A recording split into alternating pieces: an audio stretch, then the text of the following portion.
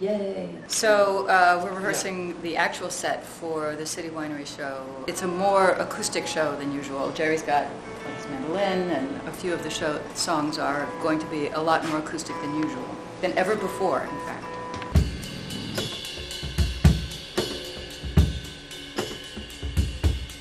One, two.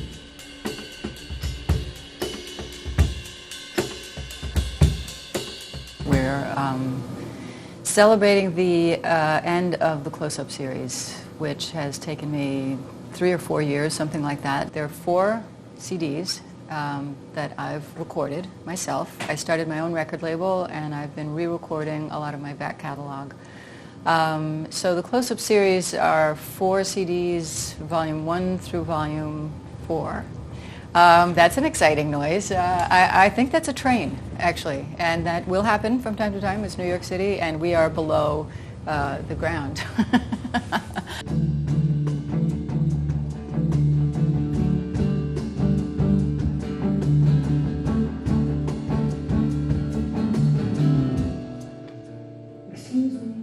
I started my own label in the fall, I think it was the fall of 2008. Rather than just write a bunch of new songs and try and find a new deal, I thought, you know what I'd like to do? I'd like to take a moment in my history and in my life right now and start my own label, re-record a lot of my old songs, and put out my songs. And I did it also, I didn't want to record them by album. A lot of people get attached to, say, the first album or the second album. Before I go on stage, I will often sit down and look at my back catalog and figure out what are the themes that run through the songs. So I decided to do that with the albums, which is why each album has a different theme. So maybe like do them, rather than going from Daddy's Way into Left to Center, like, I think Left to Center and Solitude Center should be up further, and maybe Move Off the Street too. Okay. Anyway, just to think about. Okay. So we'll fiddle with the set list. The lyric that is the most famous that I've done is probably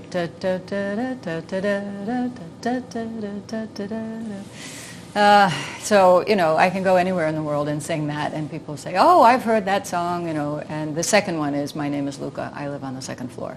But literally, I could sing that any place, whether they speak English or they don't speak English. I've made peace with that fact. It's one of those things that happen in life that you have no control over. You know, sure, I'd like to think I would be remembered for The Queen and the Soldier or Gypsy or something like that, but there's something basic about that little phrase. And I realized it after I had my daughter that not everybody responds to the lyrics. You know, when Ruby was 9 months old or 10 months old, I could make her turn around if I sang the melody to Caramel. But if I sang The Queen and the Soldier, I'd lost her completely. You know, she's 10 months, so she doesn't really understand what you're talking about. So there's something about music that goes deeper than what lyrics do. Good evening, New York City. Would you please welcome Suzanne Vega? I am sitting in the morning at the diner on the corner. I am waiting at the counter for the man to pour the coffee, and he fills it only halfway, and before I even argue, he is looking out the window at somebody coming in. It is always nice to see you, says the man behind the counter to the woman who has come in. She is shaking her umbrella, and I look the other way as they are kissing their hellos, and I'm pretending not to see them, and instead I pour the milk. I open up the paper, there's a story of an actor who had died while he was drinking. It was no one I had heard of, and I'm turning to the horoscope and looking for the funnies when I'm feeling someone watching me, and so I raise my head. There's a woman on the outside looking inside. Does she see me? No, she does not really see me, 'cause she sees her own reflection, and I'm trying not to notice that she's stitching up her skirt, and while she's straightening her stockings, her hair has gotten wet. Oh, this Rain, it will continue through the morning as I'm listening to the bells of the cathedral. I am thinking of your voice and of the midnight picnic once upon a time before the rain began. And I finish up my coffee and it's time to catch the train.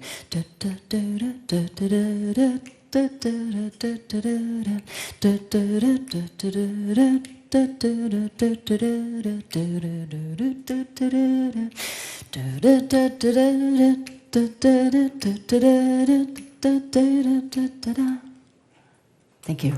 I think of myself as a songwriter. I think I do tell stories. I think I have a very strong narrative voice, and I always have. That, I think, is what sets me apart from other songwriters that are more confessional. I think I shape it the way I would shape a story. Some of that comes from having brothers and sisters that I grew up with and having to entertain them. My mother would send me off into the room and say, do something with these kids, and that's kind of what I would do. I would do puppet shows, and I eventually started to sing to them, and I found that worked pretty well. It kind of grew outwards from there. Rock in This Pocket is the song about David and Goliath, and that's one that we have not done in a long time. I can't remember the last time we did this one live, but it's really, I love the arrangement, and so this is a special one for this evening. This is a song from the point of view of David and Goliath. It's at that moment when he's got the rock in his pocket, and he's about to throw it, and he's looking at his target. It's called Rock in This Pocket.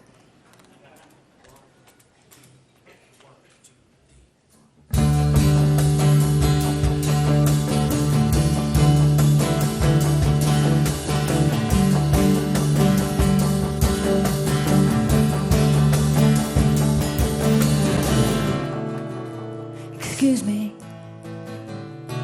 if I may turn your attention my way. One moment, I won't plead. It isn't much, it's what I need. And what's so small to you is so large to me. If it's the last thing I do, I'll make you see. If you turn from me, you darken my sun. You snap that thin thread I call my horizon. And I'd like to remind you of something small, that the rock in this pocket could cause your fall. And what's so small to you is so large to me. If it's the last thing I do, I'll make you see. So small to you and so large to me. If it's the last thing I do, I'll make you see.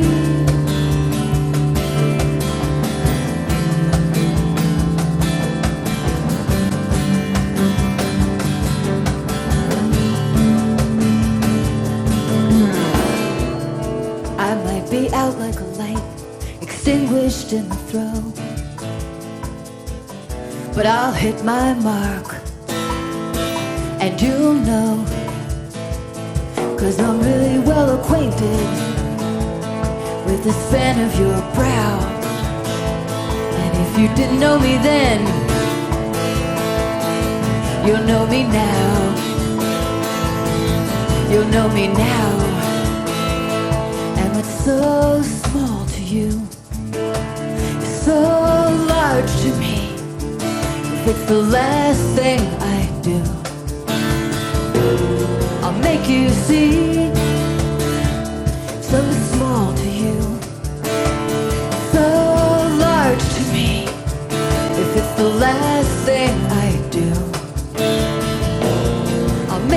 see,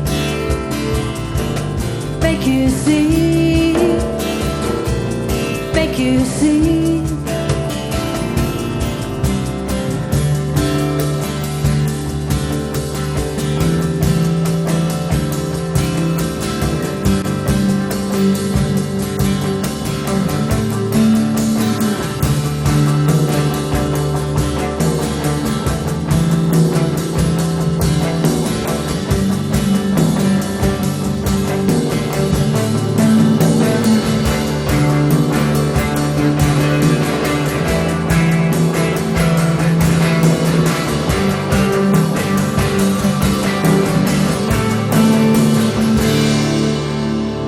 I love performing live. That is really where I got started. I started going to auditions and open mics and coffee houses when I was about 16, and that was really my dream, was to get on a bus, go out and perform, and I did that for years before I ever learned how to record. Recording is its own thing, and it's taken me a long time to figure out how to sing into a microphone. So there's something about an audience that makes it immediate, and it really kind of pulls the best out of me, you know. So I think I could happily perform for the rest of my life, I think.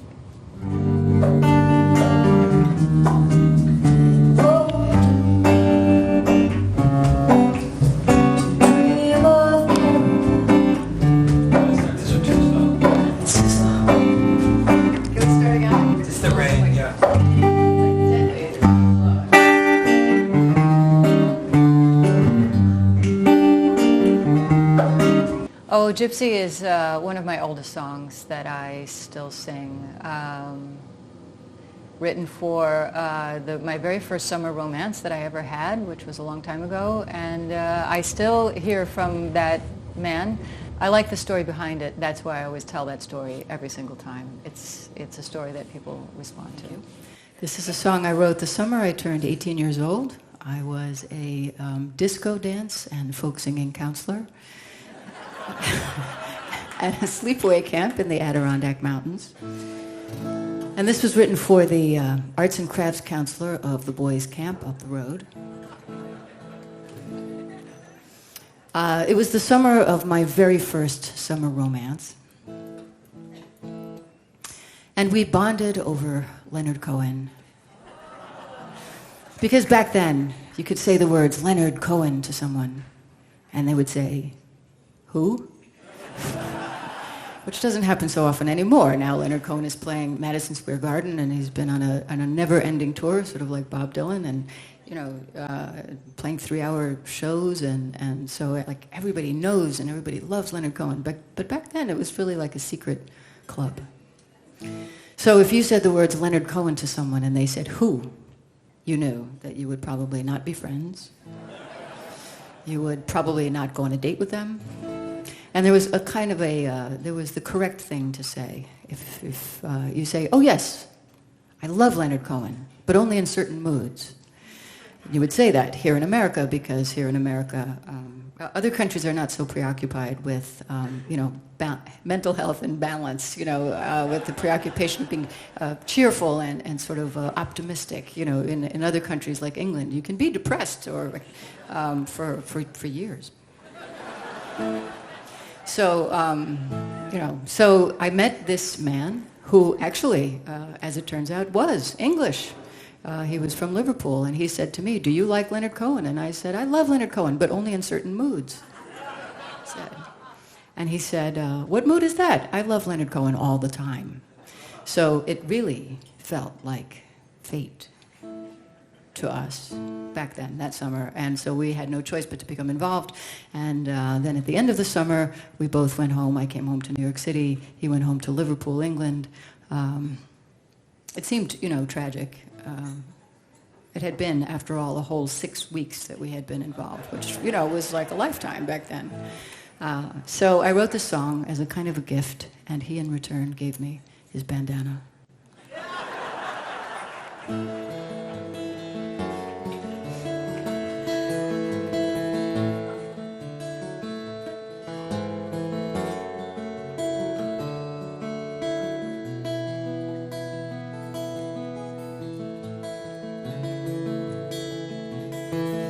You come from far away with pictures in your eyes of coffee shops and morning streets in the blue and silent sunrise.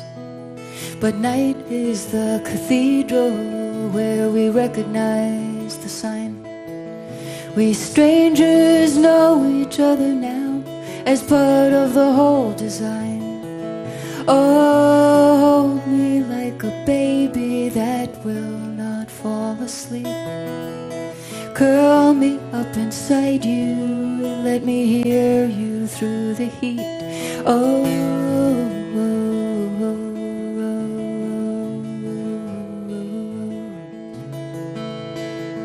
You're the jester of this courtyard with a smile like a girl's, distracted by the women with the dimples and the curls, by the pretty and the mischievous, by the timid and the blessed, by the blowing skirts of ladies who promise to gather you to their breast. Oh, hold me like a baby that will not fall asleep. Curl me up inside you, let me hear you through the heat. Oh,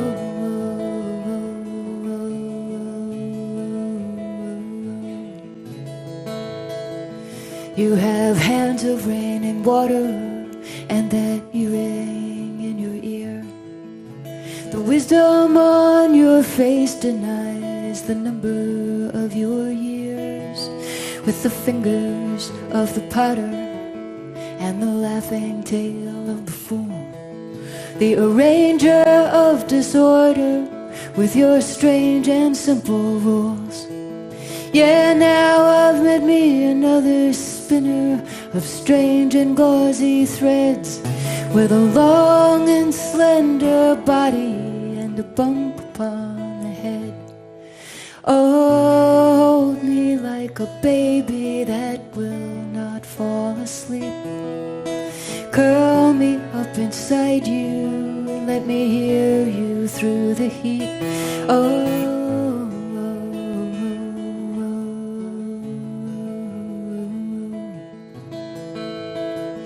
with a long and slender body and the sweetest, softest hands, and we'll blow away forever soon and go on to different lands. Please do not ever look for me, but with me you will stay, and you will hear yourself in song blowing by one day. But now hold me like a baby that will not fall asleep. Curl me up inside you, let me hear you through the heat. Oh, oh, oh, oh, oh.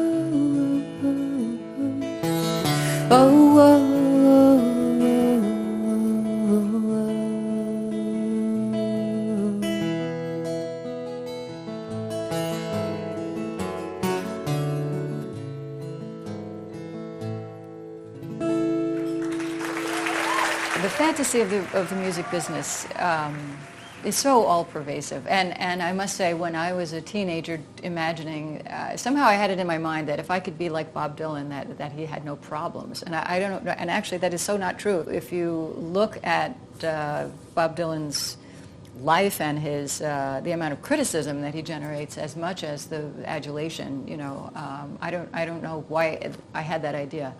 When you so-called make it, you know, I've had 2 hits. I've had Luka and Tom's Diner, and both of them are hits.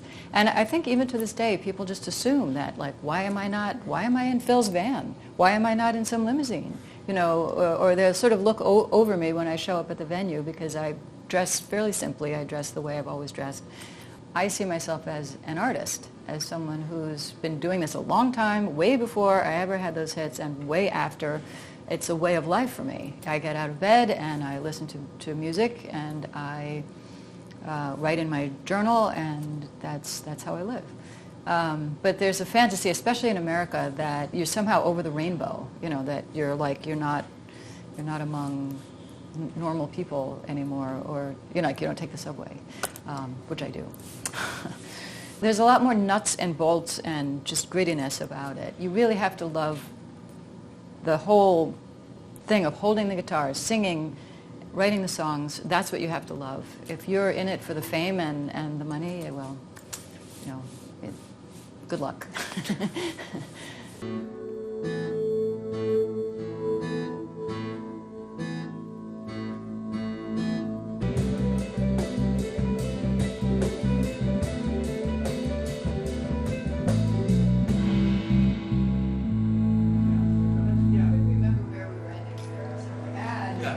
Just 2 times. Yeah, 2 times. 2 times, all right. So I'll do too low, too high, and then we'll add. Okay. Well, I can stand to do that again. I don't know what happened to my brain. Yeah. Oh, Solitude Standing is, of course, the title track of the biggest album that sold 3 million. So this is kind of a hybrid. This arrangement of it, I started on the guitar, and then all of the guys eventually join in. It's one I had to learn how to play. It's one that I could not play myself in the beginning because someone else had written the bridge. So ironically, Solitude Standing was one I could not play alone for years. And now I finally learned how to do it. And so we're doing a special version of it tonight.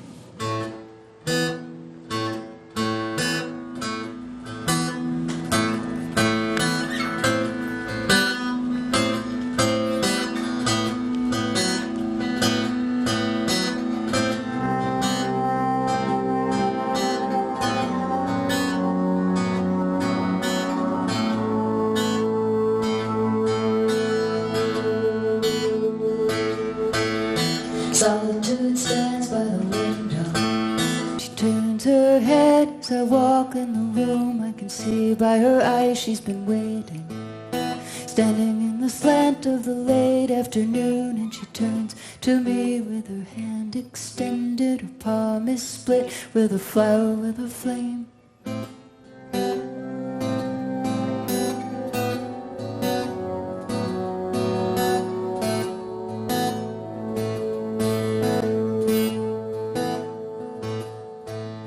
Solitude stands in the doorway. I'm struck once again by her black silhouette, by her long, cool stare and her silence. I suddenly remember each time we've met, and she turns to me with her hand extended. Her palm is split with a flower with a flame.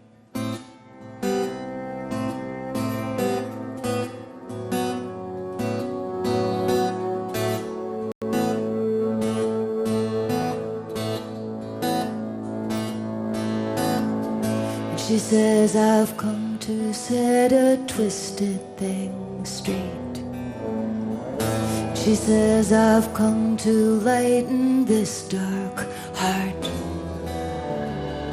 She takes my wrist, I feel her imprint of fear. And I said, I never thought of finding you here. Solitude stands in the doorway. Struck once again by her black silhouette, by her long, cool stare, her silence. I suddenly remember each time we've met, and she turns to me with her hand extended. Her palm is split with a flower with a flame.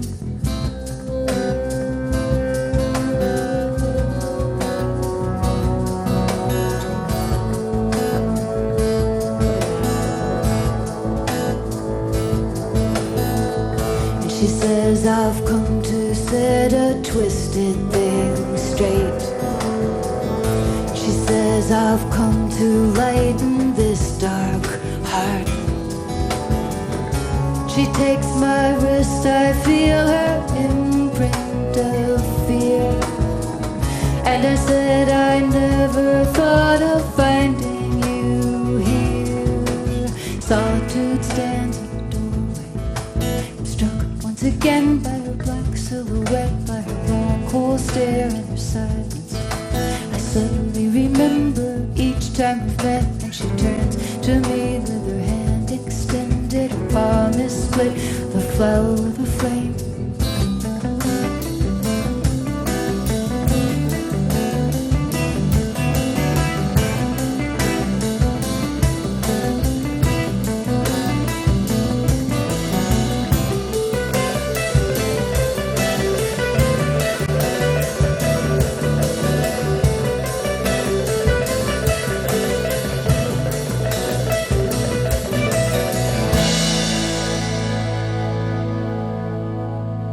project to my audience, well, the most important thing is I want them to hear the stories. I want them to I want them to see the queen and the soldier in their minds. I want them to feel the atmospheres in the song. And that's more important than my feelings or if they're staring at me. You know, I really want them to... So I try to, as I said before, it's a kind of narrator's position. That's what I'm trying to do, get them to see the world that I've seen when I'm writing the songs. A Room Off the Street is the other song from Days of Open Hand. It comes from an image of a political poster that was on my wall when I was growing up. I grew up in a family where my stepfather was Puerto Rican. He was very politically involved. He was very interested in Puerto Rican independence. And so we had these beautiful woodblock posters up on the wall. So it's a kind of a little fantasy about a couple who are united by this poster.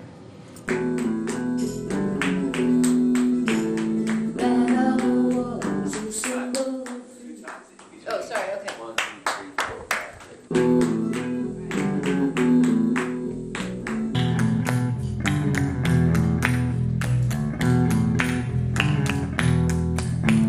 Somewhere in a room with a poster on a wall of a man with his hand in a fist is a woman who's drinking, and her dress is so tight you can see every breath that she takes, every sigh, every sway. You can hear everything that they say. Something's begun like a war or a family or friendship or fast love affair.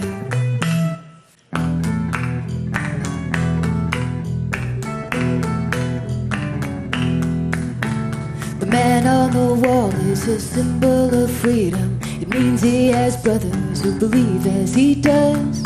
She is moved by the thing that she sees in his face when he talks of the cause. Every sigh, every sway, you can hear everything that they say. Something's begun like a war or a family or friendship or fast love affair. Da da da da da da da da da da da da da da da.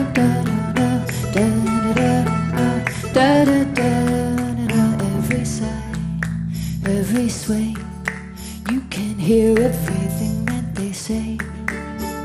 Something's begun like a war or a family or friendship or fast love affair.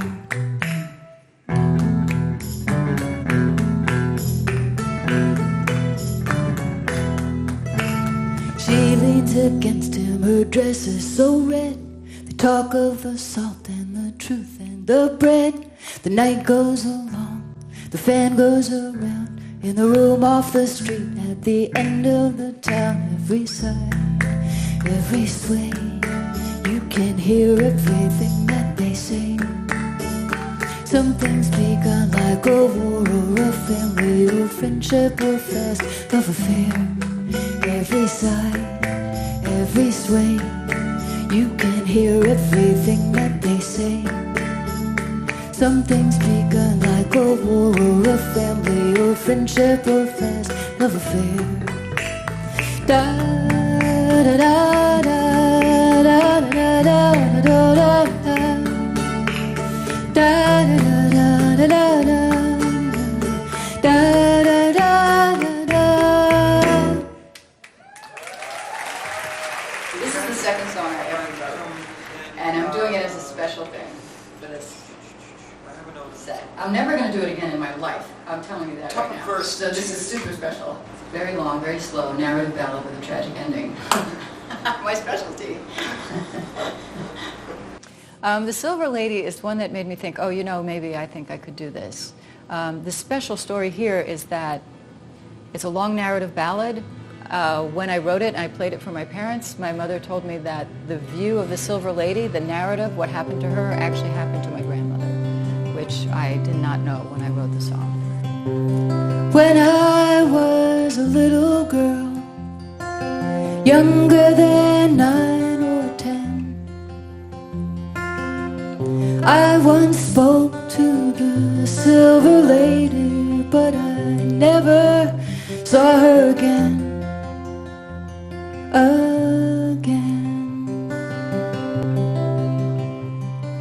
To me she flew out of the sky. She was born riding on the water. Her hair blew all around her. She was the crazy man's only daughter. I used to see her every day, riding her golden pony. Only once did I hear her laugh, and it echoed far and lonely. Once I watched the river run, and I wandered too far from home. There I met the silver lady. She was crying all alone, alone. I said, lady, why are you crying? If I had wings like you, I would be flying over this river and singing like only birds do. Well, she threw back her head and she smiled at me. Her tears, how they shone in the sun. She said, I have no wings to fly with. If I did, I would surely be gone. 'Cause my brothers have all gone far away to follow their hearts and be free. But I am the youngest and my father is aging, and all he's got left is me, is me.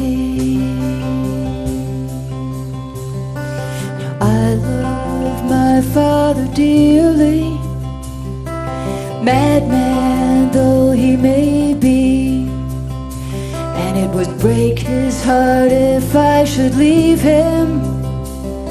But this life is killing me. I feel the ocean pulling me. The breezes come and tell me things, and I want to go with them wherever they go, and see what the new morning brings. So she sadly turned away from me, and I wandered my way back home. The next day I heard she had taken her horse and gone off to parts unknown, unknown. Her father stayed inside his lonely house, and he never more came into town. He could be seen roaming down by the riverside. They say that he jumped in and drowned. Long though I waited, she never returned. And when I felt a silver breeze, I knew she had sent it from wherever she was to tell us that now she was free.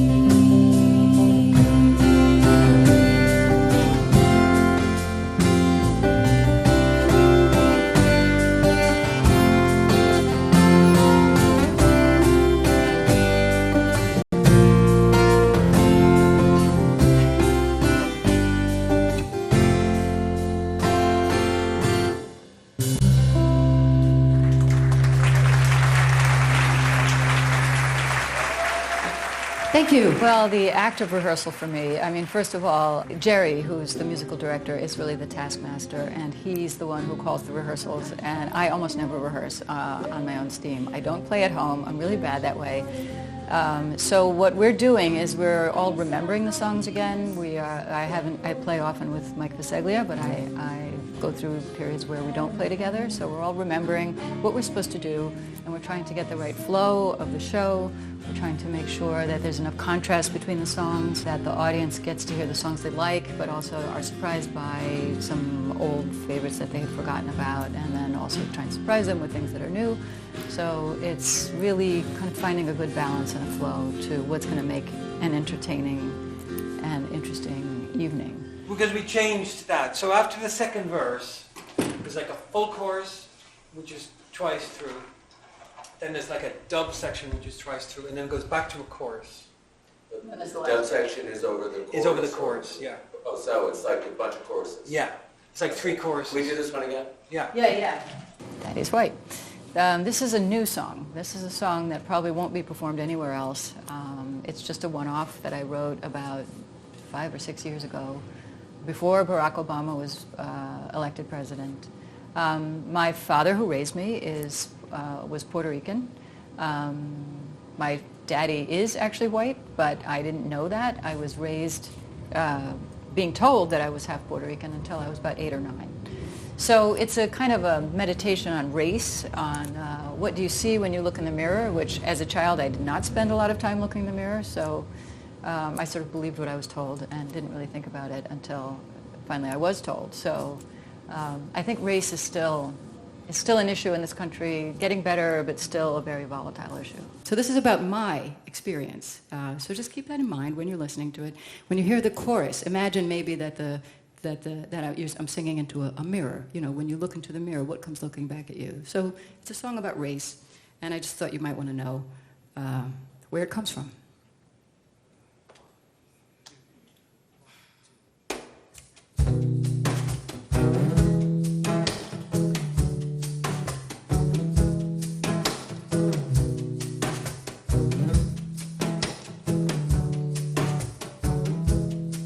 I am an average white girl who comes from Upper Manhattan, and I am totally white, but I was raised half Latin. This caused me some problems among my friends and my foes, 'cause when you look into my face, you see what everybody else knows. Daddy is white, so you must be white too. If you look into the mirror, what comes looking back at you? If your daddy is white, you must be white too. If you look into the mirror, what comes looking back at you?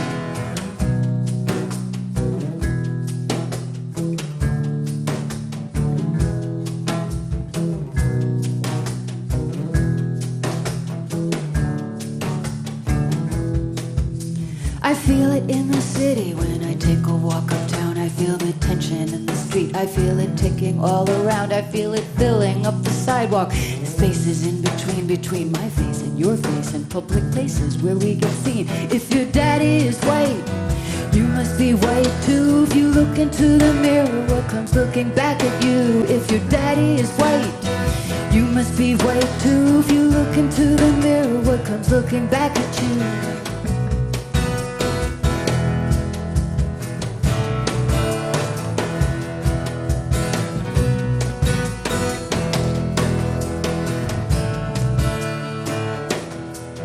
If your daddy is white, you must be white too. If you look into the mirror, what comes looking back at you? If your daddy is white, you must be white too. If you look into the mirror, what comes looking back at you? He called her baby, she called him boy, and then it started. They were strangers at the bar, and they both ended broken-hearted. And it was a conversation, but it ended as a fight. And I can tell you it's because he was black and she was white.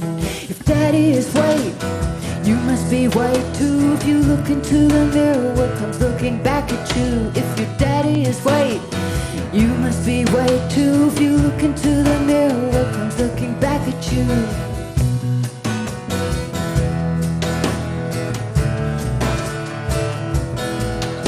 If your daddy is white, you must be white too. If you look into the mirror, what comes looking back at you?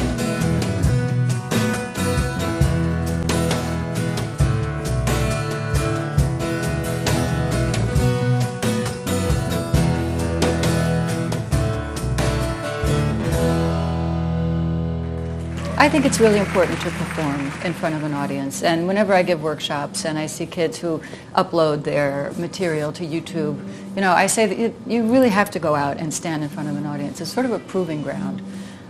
If you can stare at someone and look at them and they can watch you and be entertained by what you're doing, that's a unique bond.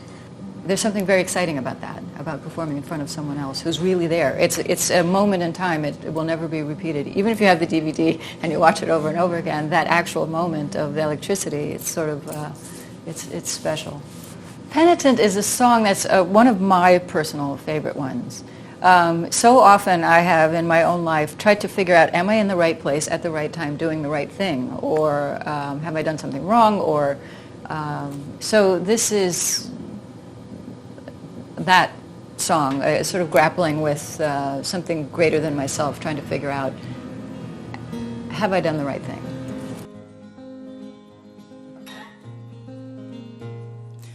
Once I stood alone, so proud, held myself above the crowd, and now I'm low on the ground. From here I look around to see what avenues belong to me. I can't tell what I found. Now what would you have me do? I ask you please.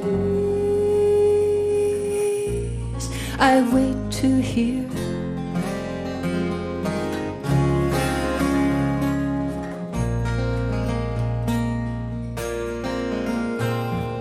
The mother and the matador, the mystic, each were here before like me to stare you down. But you appear without a face, disappear but leave your trace. I feel your unseen frown. Now what would you have me do? I ask you please. I wait to hear your voice, the word you say. I wait to see your sign. Could I obey?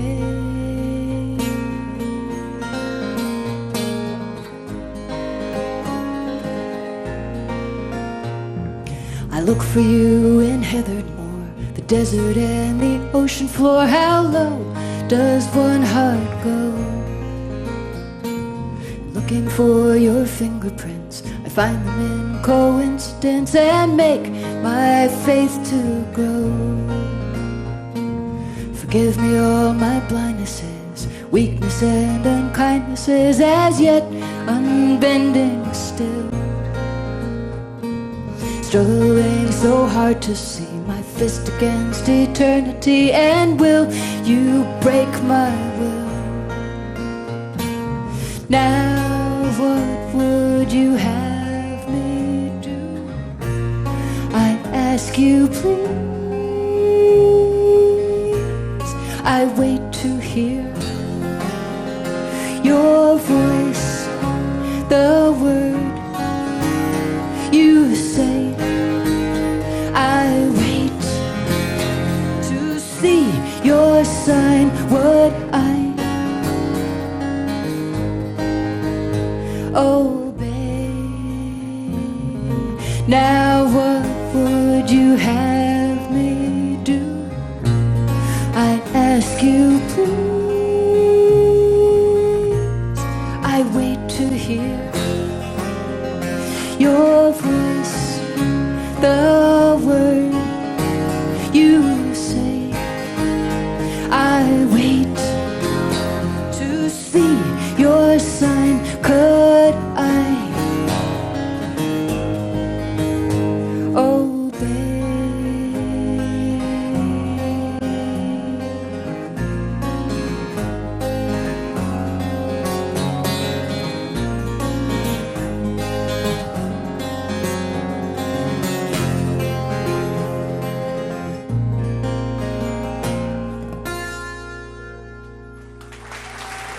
fires me up about what I do, I love what I do. I love the repetition of it.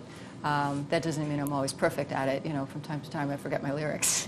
And especially as I've gotten older, you know, there's more and more lyrics and I sometimes forget them. But that doesn't mean that I'm not committed to eat the song every time I sing it.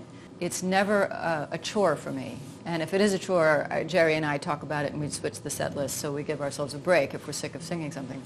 But I've always loved the idea that you sing a song over and over again and the chorus comes around again and you sing the chorus. And I love telling stories over and over again, the same ones. I will happily launch into a story I've told for 20 years, and it's like, it's new for me every time I do it. So I'm definitely in the right business. Luka. So Luka is that song. I wrote it almost 30 years ago now. I wrote it as a simple story about a boy who was being abused by his parents but couldn't tell anyone. With the production that we gave it, it then became a big hit back in 1987, and I still sing it at every single show.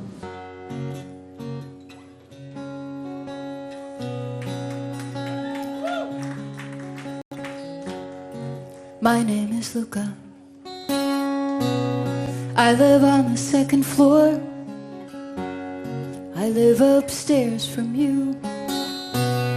Yes, I think you've seen me before. If you hear something late at night, some kind of trouble, some kind of fight, just don't ask me what it was. Just don't ask me what it was. Just don't ask me what it was. I think it's 'cause I'm clumsy. I try not to talk too loud. Maybe it's because I'm crazy. I try not to act too proud. They only hit till you cry. After that, you don't ask why. You just don't argue anymore. Just don't argue anymore. Just don't argue anymore.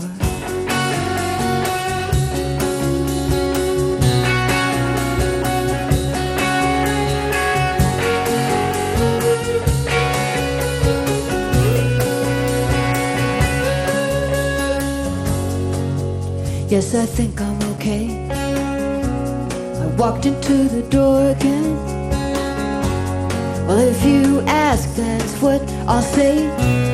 It's not your business anyway. I guess I'd like to be alone, with nothing broken, nothing's wrong. Just don't ask me how I am.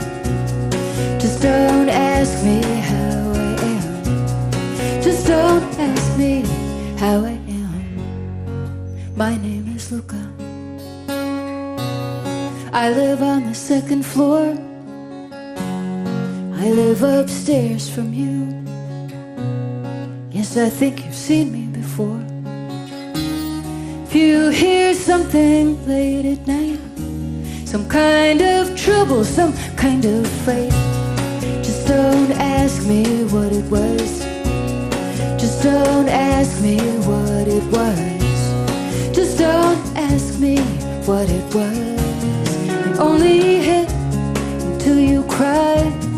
After that, you don't ask why. You just don't argue anymore. Just don't argue anymore. Just don't argue anymore.